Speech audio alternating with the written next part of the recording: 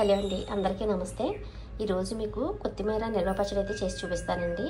ఈ పచ్చడి 2-3 నెలల వరకు కూడా అస్సలు పాడవదండి. ఎండుమిర్చి వేసి నిల్వ పచ్చడి అయితే చేసి చూపిస్తానండి. ఇది నేను పెద్ద సైజు కట్టలో 2 తీసుకున్నాను. మీకు కప్పు కొలతలతో చూపిస్తే కరెక్ట్గా అర్థమవుతుంది. అలా చేసి అయితే చూపిస్తానండి. ముందుగా ఇది శుభ్రంగా కడుక్కోవాలండి. ముందుగా ఒక గిన్నె తీసుకుని అందులో 1 స్పూన్ సాల్ట్ వేసుకోవాలండి. మనం ఆకుకూరలు వండుకునేటప్పుడు ఇలా సాల్ట్ వాటర్లో ఒక 10 నిమిషాలు నానబెట్టి కనుక కడుక్కుంటే అందులో మందులు అవి చల్లుతారు కదండి, పురుగు మందులు అవి, వాటి ప్రభావం కొంచెం మనకైతే తగ్గుతుంది. ఒక 10 నిమిషాలు వాటర్లో సాల్ట్ వేసేసుకుని అందులో ఆకుకూరలు కడుక్కోవాలండి. కొత్తిమీర అయితే కడగకుండానే కట్ చేసుకుంటున్నానండి, ఇలా కాడలుగానే.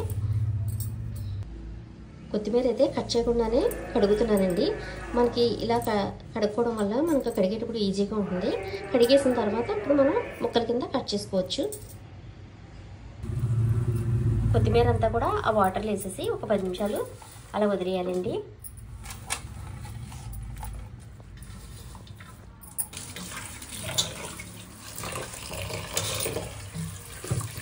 అంతా కూడా అలాగా కొత్తిమీర 2-3 సార్లు అయితే శుభ్రంగా కడుక్కోవాలండి. మట్టి ఇసుక ఉంటుంది కాబట్టి కంపల్సరిగా 2-3 సార్లు అయినా కడగాలి. చూసారా ఎంత మురికి వచ్చిందో? కొత్తిమీర ఆకుకూరలు కానీ కంపల్సరిగా 3-4 సార్లు అయితే కడగాల్సిందేనండి. మట్టి చాలా ఎక్కువ వస్తుంది.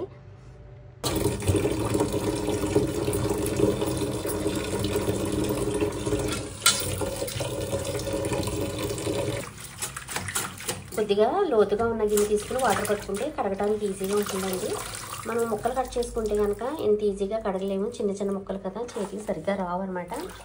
మనం ఇలా తీసుకుంటే కనుక ఈజీగా తొందరగా అయిపోతుంది. కొత్తిమీర అంతా ఇలా శుభ్రంగా కడిగేసుకున్న తర్వాత అండి ఇలా కొంచెం కొంచెం కొత్తిమీర తీసుకుంటూ చిన్న చిన్న ముక్కలుగా తుంచేసుకుని వేరే ప్లేట్లోకి వేసేసుకోవాలండి. ఇలాగ చేతితో తుంచేసుకోవచ్చు అనమాట, చాలా ఈజీగా వచ్చేస్తుంది. మొత్తం అంతా కూడా ఇదే విధంగా కట్ చేసుకుని పక్కన. ఇక్కడ మాకు బయట అయితే ఎండ ఉందండి, అందుకని బయటకు వచ్చేసి మా అమ్మగారు అయితే ఇక్కడ కూర్చుని కొత్తిమీర అంతా కట్ చేస్తున్నారు. అంటే మనం ఫ్యాన్ కింద అయితే 2-3 గంటలు అయితే పెట్టుకోవాలండి. ఎండలో అయితే ఒక 2 గంటలు అయితే ఆరిపోతుంది, త్వరగా ఆరిపోతుంది కదా అని నేను ఎండలో అయితే పెట్టేస్తున్నానండి. నేను కొలత కోసం ఈ గిన్నె అయితే పెట్టుకున్నానండి. నాకు ఈ గిన్నెతో 2 గిన్నెలు కొత్తిమీర అయితే అయ్యింది. ఇప్పుడు ఇదంతా కూడా ఎండలో 2 గంటల సేపు అయితే ఎండబెట్టేసుకు. మనం కొత్తిమీర ఎండలో ఆరబెట్టుకున్న తర్వాత నేను ఈ స్పూన్తో అయితే 2 స్పూన్లు ఆవాలు, 1 స్పూన్ మెంతులు అయితే తీసుకున్నానండి. కొంచెం తక్కువగానమాట. ఈ మెంతులు చూసారా ఇలా ఎర్రగా వేగిన తర్వాత స్టవ్ ఆఫ్ చేసేసుకుని చల్లారనిచ్చి పౌడర్. కొత్తిమీర అంతా చూసారా ఇలా పొడి ఆరిపోయింది కదండి. ఇది బయట నేను ఎండలో పెట్టాను కాబట్టి 1 గంటలో ఆరిపోయింది. ఫ్యాన్ కింద అయితే కంపల్సరిగా 2-3 గంటలు అయితే పెట్టేస్తుందండి. ఇది పక్కన పెట్టుకుందాం.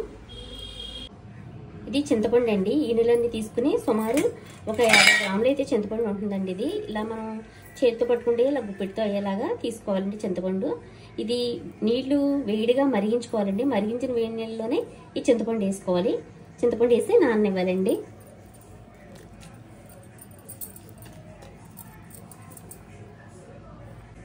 ఎండుమిరపకాయలు ఇది తీసుకున్నానండి నేను. అంటే ఇవి మీకు లెక్క ప్రకారం చెప్పాలంటే ఒక 30 ఎండుమిర్చి ఇలా ముక్కలుగా కట్ చేసుకున్నాను. ఏంటంటే ఇప్పుడు మీరు కారం కొంచెం ఎక్కువ తినేవాళ్ళైతే ఇంకో 6-7 మిరపకాయలు ఎక్స్ట్రా వేసుకోండి. స్టవ్ మీద గిన్నె పెట్టుకుని ఆయిల్ వేసుకోవాలండి. ఒక 2-3 స్పూన్ల ఆయిల్ వేసుకోండి ఎండుమిర్చి వేగడానికి.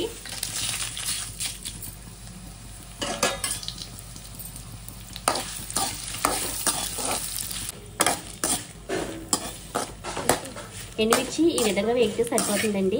ఇది సిమ్లో పెట్టుకుని వేయించుకోండి, లేకపోతే వెంటనే మాడిపోతాయి. ఇది పక్క తీసేసుకుందాం. మిరపకాయలన్నీ కూడా ఇలా పక్క తీసేసుకున్న తర్వాత మళ్ళీ గిన్నెలో ఒక 2-3 స్పూన్ల ఆయిల్ వేసుకోండి.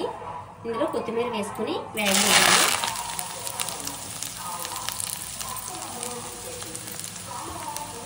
కొత్తిమీర అంతా కూడా ఇలా ఆయిల్లో మగ్గిపోవాలండి. చూసేద్దామా, ఈ విధంగా మగ్గితే సరిపోతుంది.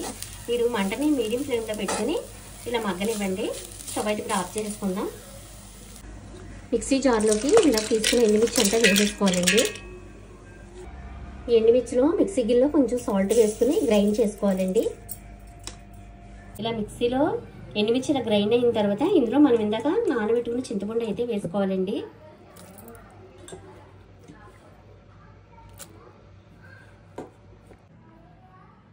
చింతపండుతో పాటు కొత్తిమీర కూడా మిక్సీలో వేసుకుని గ్రైండ్ చేసుకోవాలండి.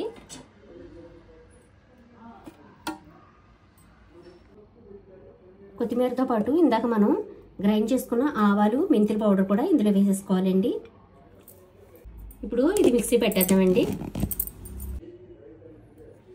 పచ్చడి అంతా కూడా ఇలా గ్రైండ్ చేసేసుకున్నానండి. ఇప్పుడు నాకు ఇందులో మిరపకాయలు కానీ సాల్ట్ కానీ అన్నీ కరెక్ట్గా సరిపోయాయి. మీకు అవసరం ఉంటే కనుక మిరపకాయలు సాల్ట్ కొద్దిగా ఒక 5 మిరపకాయలు వేసుకోండి. మీకు కావాలంటే కనుక అంతకన్నా అవసరం ఉండదు. నాకైతే పర్ఫెక్ట్గా సరిపోయాయి.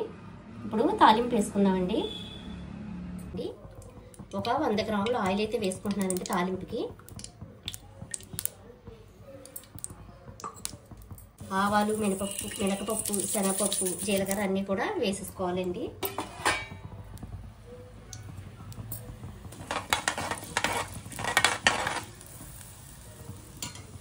తాలింపులో కొద్దిగా ఎండుమిర్చి,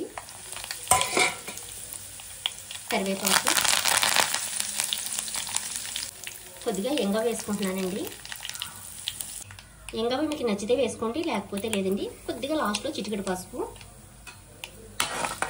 ఇప్పుడు స్టవ్ అయితే ఆఫ్ చేసుకుందామండి. ఈ ఆయిల్ చల్లారిన తర్వాత పచ్చళ్ళలో వేసుకోవాలి. ఆయిల్ అంతా చల్లారిపోయిందండి. తాలింపు ఇప్పుడు ఇందులో వేసేసుకుందాం. అంతా కూడా పచ్చడి అంతా కూడా కలిసే విధంగా మొత్తం కలపాలండి. మీరు కొద్దిగా ఆయిల్ తగ్గించి వేసుకోవాలన్నా వేసుకోవచ్చండి, ఇబ్బంది ఏమి ఉండదు. ఇలా వేసుకుంటే కరెక్ట్గా సరిపోతుంది అనమాట. ఒక 100 గ్రాములు సరిపోతుంది. నేను చూపించిన మెజర్మెంట్స్ అన్నీ కూడా పర్ఫెక్ట్గా సరిపోతాయండి. అలా చేసేసుకుంటే మీకు పచ్చడి చాలా రుచికరంగా ఉంటుంది. ఒక 3 నెలల్లో నిల్వ కూడా ఉంటుందండి. అసలు పచ్చడి అయితే ఏం పాడవదు.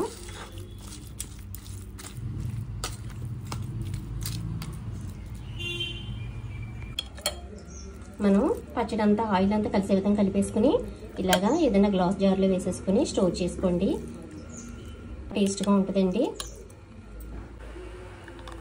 ఇలా స్టోర్ చేసేసుకోవాలండి. చాలా రుచిగా ఉంటుంది. నా వీడియో కనుక మీకు నచ్చితే లైక్ చేయండి, షేర్ చేయండి, సబ్స్క్రైబ్ చేసుకోండి. థ్యాంక్ యూ అండి.